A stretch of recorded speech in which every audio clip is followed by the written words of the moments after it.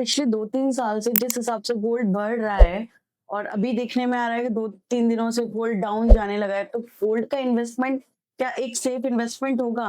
अगर safe investment है तो उसको कैसे करें? हुँ।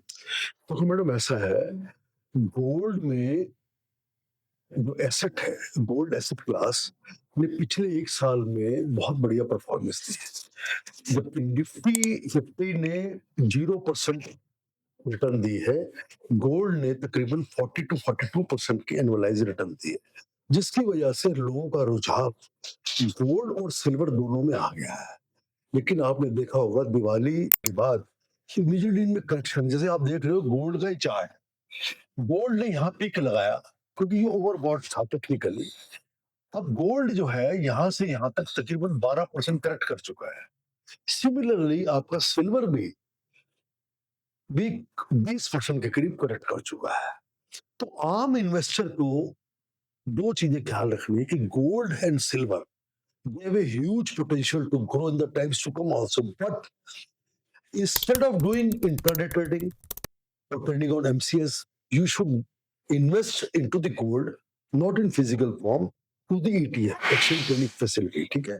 exchange trading fund जिसको बोलते हैं ETF कहते हैं, गोल्ड का ETF और सिल्वर का ETF, आप उसमें हर महीने सिप डालें, over a period of time 3 से 5 साल के होरिजन में आपकी ग्रोथ अच्छी आएगी।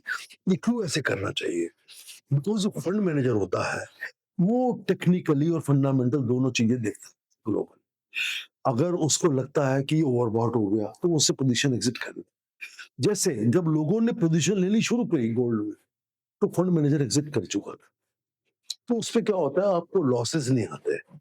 तो दूसरा सबसे बड़ा कारण कि गोल्ड क्यों बढ़ेगा, क्योंकि जब से यूएस के ट्रेड रिलेशंस पूरे वर्ल्ड ओवर कई कंट्रीज के साथ खराब हो चुके, जैसे रशिया के साथ खराब हो गए, तो यूएस ने क्या किया, जितने एसेट्स थे रशिया के अपनी कंपनी ने ब्लॉक कर लिए। आपको मैं बताना चाहता हूँ कि डॉलर में अगर आप कोई भी ट्रेड करते हो उसका पैसा it will always vest with an American bank in US dollar.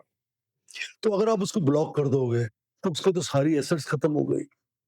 इसलिए लोग ना, जितनी बड़ी बड़ी कंट्रीज है like China, India and Russia, they are big consumers also in the world market और huge populated countries।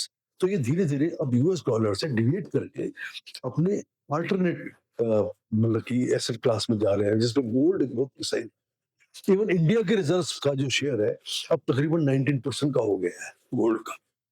तो ये एक सबसे बड़ा कारण है, जबकि फ्यूचर में भी these two commodities will outperform us, but इसमें बीटीएम में थ्रू इन्वेस्ट करिए। Thank you very much.